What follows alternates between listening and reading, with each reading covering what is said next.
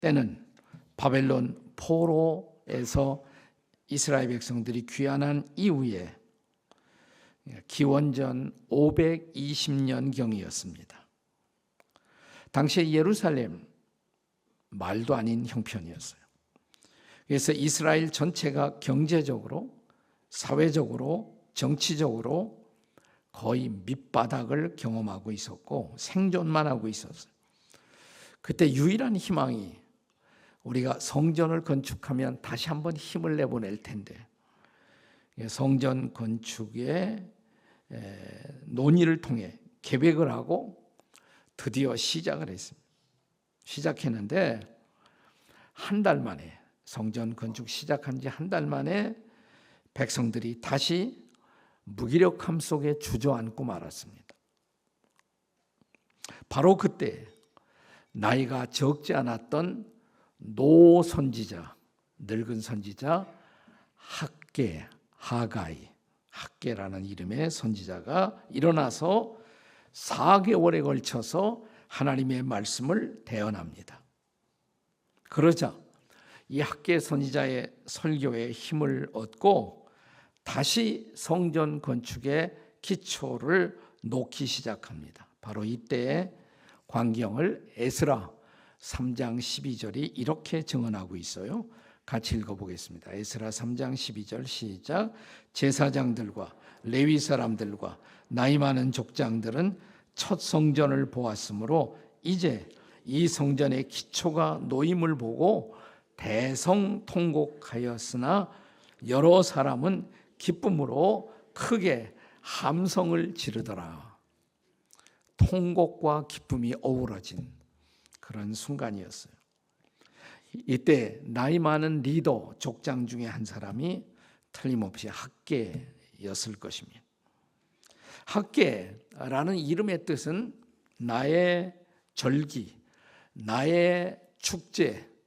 이게 학계, 하가이라는 이름의 뜻이에요. 나의 절기, 나의 축제. 아마도 축제를 잃어버린 그 시대에 그 부모가 이 아들을 통해 다시 축제가 시작되는 것을 보고 싶어하는 마음으로 붙여진 이름이 아니었을까 이렇게 생각이 듭니다.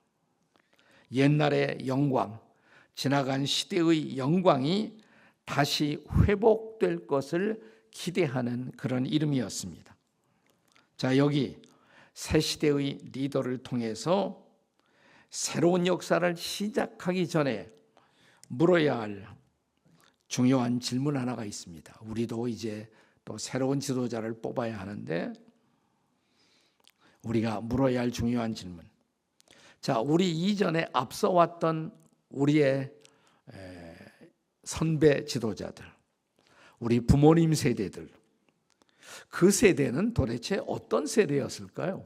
한마디로 말하면 첫째로 그들은 지나간 날 영광을 경험한 사람들이에요. 영광을 경험했습니다. 본문의 3절을 보시기 바랍니다. 본문 3절, 우리 같이 3절을 함께 같이 읽습니다. 시작. 너희 가운데 남아있는 자 중에서 이 성전의 이전 영광을 본 자가 누구냐? 이제 이것이 너희에게 어떻게 보이느냐? 이것이 너희 눈에 보잘것없지 아니하냐? 그러니까 그 당시에 이스라엘이 새로운 성전의 기초를 놓고 있었을 그 당시에 소수지만 80세가 넘은 노인들 중에는 첫 번째 성전 항상 솔로몬 성전이에요. 그 성전의 영광을 기억하고 있는 분들이 있었을 것입니다. 우리가 흔히 노인들을 가리켜서 뭐라고 말하냐면 추억의 박물관이다 이렇게 말합니다. 노인은 추억의 박물관입니다. 그래서 한 시인은 이런 말을 했어요. 노인 한 사람이 세상을 떠나가는 것, 그것은 박물관 하나가 사라진다든지 혹은 도서관 하나가 없어지는 그런 손실이다 이런 말을 했습니다. 일리가 있지 않습니까? 네, 훌륭한 노인의 사라짐, 그건 도서관 하나가 없어지는 것 같다. 박물관 하나가 없어지는 것 같다 이 말이죠. 우리 중에 지나간 날에 영광을 아직도 기억하는 사람들이 있다는 것은 그런 영광의 역사를 재건하고 회복할 동기가 될 수가 있기 때문입니다. 유명한 역사가인 에드워드 카라는 분이 역사란 무엇인가라는 책을 씁니다. 이 책에서 그는 이렇게 역사를 정의합니다. 역사란 과거와 미래의 일관된 연관성을 가질 때에만 비로소 역사는 의미가 있다, 이런 말을 했어요. 지나간 과거의 역사를 반추하면서 우리가 더 나은 미래를 꿈꿀 수가 있을 때 과거는 비로소 의미 있는 유산이 될 수가 있기 때문입니다. 그래서 구약 신명기 32장 7절 말씀은 이렇게 말합니다. 같이 한번 읽어보세요. 신명기 32장 7절 시작. 옛날을 기억하라. 역대의 연대를 생각하라. 네 아버지에게 물으라. 그가 네게 설명할 것이요 네 어른들에게 물으라. 그들이 네게 말하리로다. 근데 또 하나 위험한 것이 있다면 과거를 지나치게 미워함으로써 현재의 노력에 힘을 빼는 것도 우리가 경계해야 할 일입니다. 오늘 본문에 보면 옛날 솔로몬 성전에 비교하니까 지금 재건하려는 성전은 너무 보잘것없지 아니한가, 이런 말을 하는 사람들이 있었어요. 그래서 그들의 힘을 빼고 있었단 말이죠. 주님을 향한, 역사를 향한 우리의 섬김의 에너지를 빼앗아가는 일이 없도록 해야 합니다. 저는 주님 안에서는 아주 적은 노력도 결코 적은 것이 아니라고 생각합니다. 모든 성실한 노력은, 적은 노력조차도 그것은 주님을 위한 영광의 수고라고 믿습니다. 사실 중요한 것은 오늘 우리 눈에, 사람의 눈에 어떻게 보이느냐가 아니라 주님 보시기에 어떻게 보이느냐가 훨씬 더 중요한 것이죠. 저 유명한 예술가, 미술가 미켈란젤로가 시스틴 천장 벽화를 이렇게 그리고 있었을 때 거꾸로 누워서 천장 벽화를 그렸겠죠. 근데 아래에서 누군가가 소리쳤다고 그래요. 그 보이지도 않는 그림에 그렇게 정성을 다하느냐? 그때 미켈란젤로는 이런 유명한 대답을 합니다. 저기 주님이 보고 계시는데요. 저기 주님이 보고 계시는데요. 사실 우리들의 믿음의 선배들, 우리의 부모님들, 그들은 그런 마음, 그런 정성으로 그동안 하나님 나라의 역사를 만들어 왔다는 것을 여러분 믿으시기 바랍니다. 아멘? 아멘 아니에요? 네. 사실 한국교회는 이제 선교 140주년을 맞이합니다. 140주년. 초기 선교사들이 와서 이 땅에 복음을 전하면서 교회당을 짓고 100년 플러스 또 한 세대 40년, 100년 플러스 40년, 140년이 돼가요 지금. 한마디로 그 시간은 희생과 개척의 시대였습니다. 희생과 개척의 시대. 초기 선교사님들, 한국교회 초기 목회자들, 전도자들, 그들은 눈물과 땀으로 복음의 기초를 이 땅에 만들었고 전국 방방곡곡에 예배 처소를 만들어 신앙의 터전을 이 땅에 놓으신 분들이었습니다.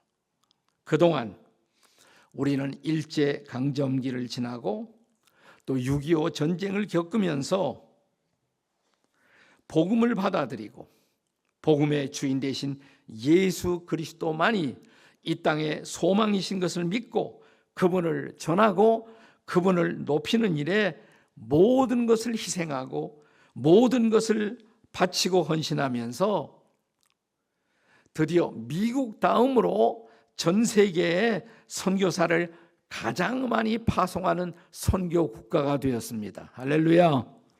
놀라운 일이에요. 이것은 놀라운 일입니다.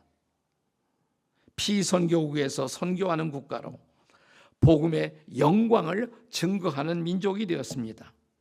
그 한복판에 우리의 부모 세대, 증조부, 증조모 세대, 고조부모 세대, 우리의 선배들의 희생과 헌신이 있었던 것입니다.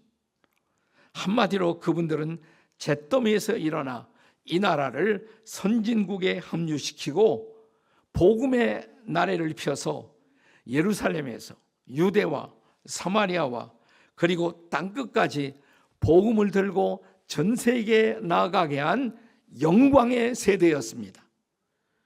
이런 앞선 세대의 어르신네들, 우리의 부모님들, 우리의 선배들에게 저는 경의를 표할 줄 알고 감사를 표할 줄 아는 저와 여러분이 되실 수 있기를 주님의 이름으로 축복합니다.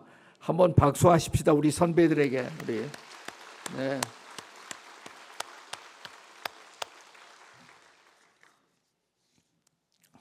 우리 선배 세대들, 부모님 세대, 어떤 세대들이냐? 둘째는요, 말씀과 성령의 인도를 경험한 세대예요. 말씀과 성령의 인도를 경험한 사람들.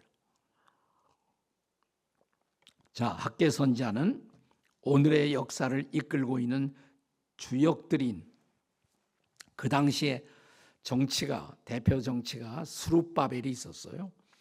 또 제사장 여호수아가 그들에게 지나간 세대의 영광을 가능하게 하신 하나님이 함께 하셨기 때문이라는 말씀을 증거합니다. 4절 보세요. 본문 4절 말씀 같이 읽겠습니다. 시작. 그러나 여호와가 이르노라 스룹바벨아 스스로 굳세게 할지어다. 여호사닥의 아들 대제사장 여호수아야 스스로 굳세게 할지어다. 여호와의 말이니라. 이 땅 모든 백성이 스스로 굳세게 하여 일할지어다. 내가 너희와 함께하노라. 만군의 여호와의 말이니라. 여기 3번씩 반복된 메시지가 뭐죠? 스스로 굳세게 할지어다. 그 당시의 정치가들에게, 그 당시의 종교인들에게 이 말씀을 반복하고 있어요. 스스로 굳세게 할지어다.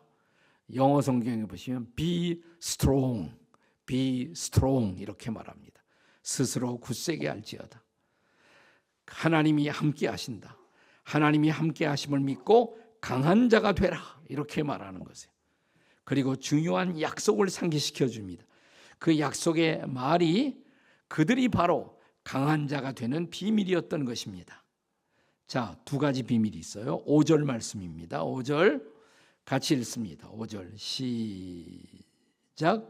너희가 애굽에서 나올 때 내가 너희와 언약한 말과 나의 영이 계속하여 너희 가운데 머물러 있나니 너희는 두려워하지 말지어다.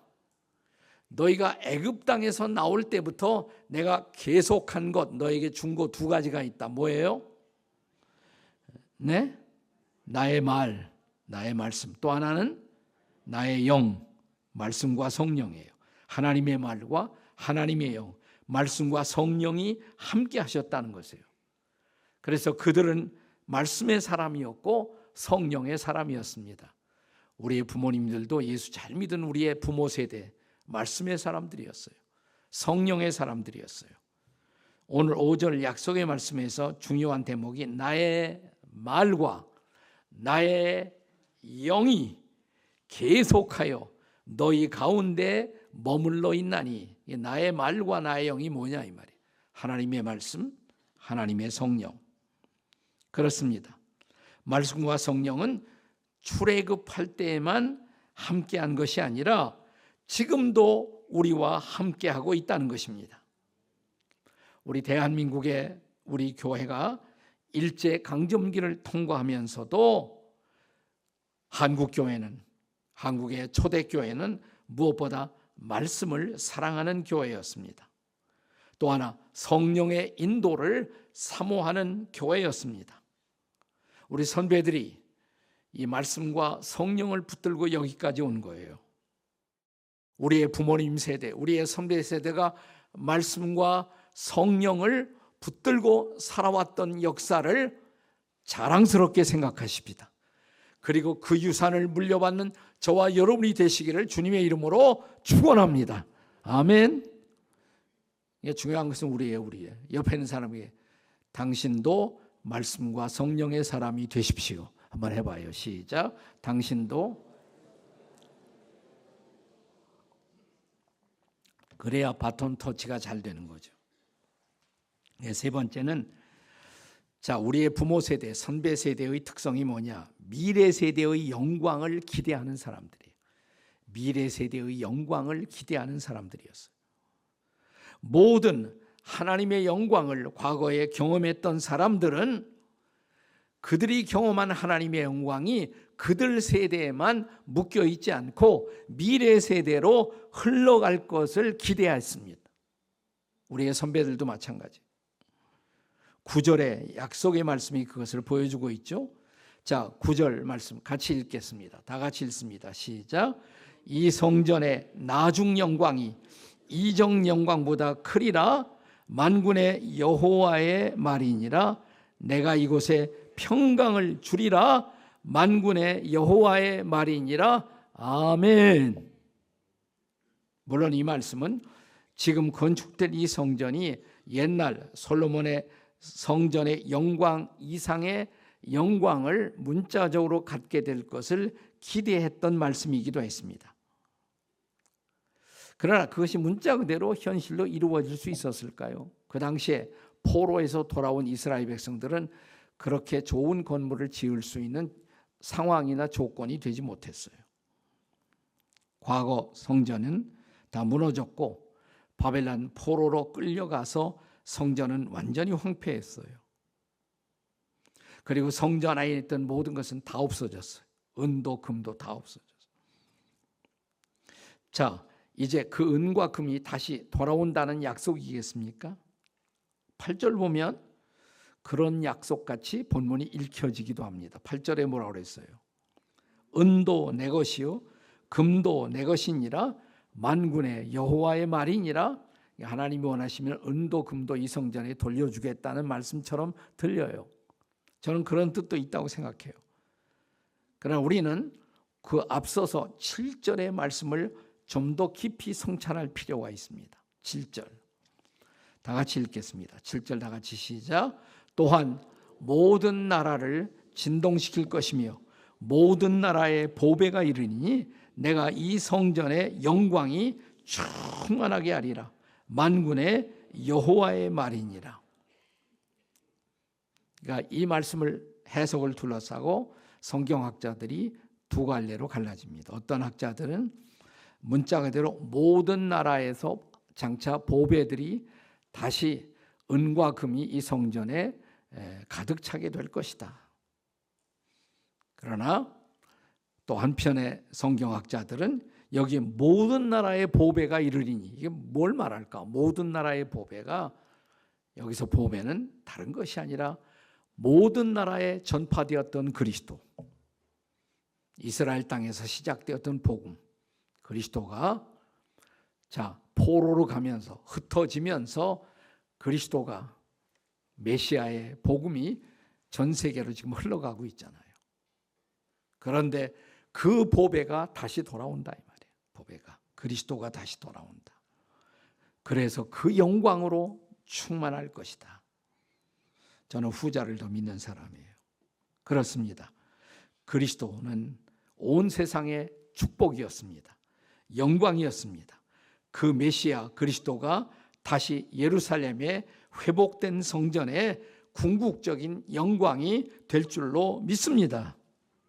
이 그리스도의 완벽한 임재로 성전의 영광이 충만할 것입니다. 아멘. 그분이 만주의 주, 만왕의 왕이 아니겠습니까?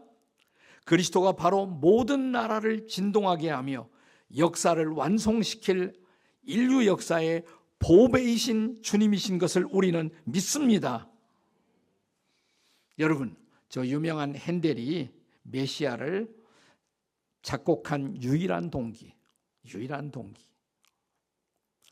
우리 세대 사람들이 하나님의 영광을 선포하는 것을 보고 싶다.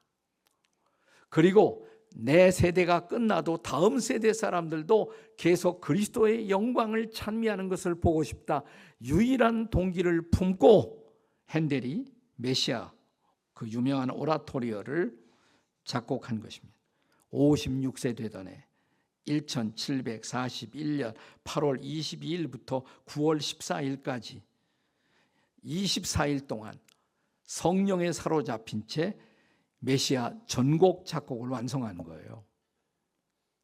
그가 이 전곡을 완성하고 악보에 남긴 세 단어 S, D, G, 솔리, 데오, 글로리아, 오직 하나님께 영광.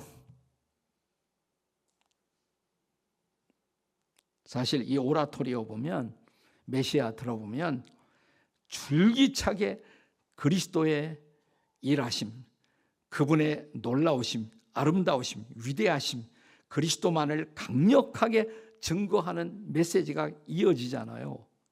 네. 메시아의 예언과 탄생, 순환과 속죄, 부활과 영원한 생명, 그걸로 쭉 계속되잖아요. 놀라운 작품이죠. 사실 핸델과 같은 시대에 같은 도시, 같은 나라에서 태어난 사람 중에 또 유명한 크리스찬 음악을 우리에게 물려준 바흐가 있죠. 바흐, 세베스찬 바흐. 바흐를 우리가 음악의 아버지 그러지 않습니까? 핸델의 별명 아세요? 음악의 어머니예요. 어머니. 핸델은 음악의 어머니입니다. 근데 재미나는 것은 바흐는 자식이 20명이나 돼요. 자녀들이 많았어요. 네. 근데 핸델은 독신입니다. 자식이 한 명도 없어요. 근데 핸델이 이런 말을 남겨요. 그리스도를 믿고 사랑하고 음악을 사랑하는 사람들은 다 내 자식들이다. 그러니까 더 많은 영적 자녀들을 핸델은 남긴 것이에요. 네. 자, 1743년 3월 23일 런던 왕립극장에서 이 핸델의 메시아가 공연될 때 거기에 참여했던 국왕 조지 2세가 제2부의 마지막 할렐루야 코러스가 합창되자 감동을 이기지 못하고 국왕님이 벌떡 일어났단 말이죠.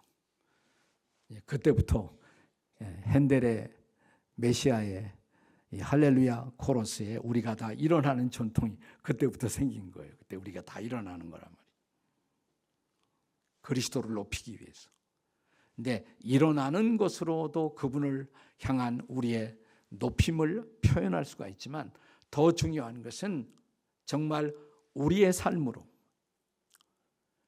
우리의 존재로 우리가 그리스도를 높이고 증거할 수가 있는지, 우리가 보았던 그리스도의 영광이 다음 세대에도 계속될 수가 있을지, 핸델의 소망처럼 다음 세대에도 내가 믿었던 예수님, 그리스도, 예수가 그리스도라는 사실이 선포되고 그리스도의 영광을 찬미하는 사람들이 이 땅에서 일어나는 것, 그렇습니다. 부모 세대의 영광이신 그리스도가 우리 세대의 영광이 되고 우리 다음 세대에도 그리스도가 영광이 되시기를 주님의 이름으로 축원합니다.